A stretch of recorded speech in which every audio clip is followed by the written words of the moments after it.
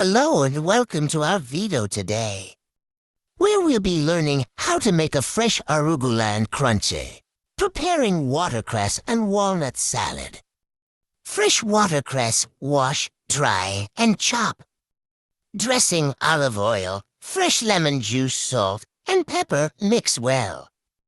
Place the watercress in a serving bowl and pour the dressing over it. Add crunchy walnuts to the salad. Mix the ingredients well to distribute the dressing and walnuts. The salad is ready to be served as a light meal or a side dish.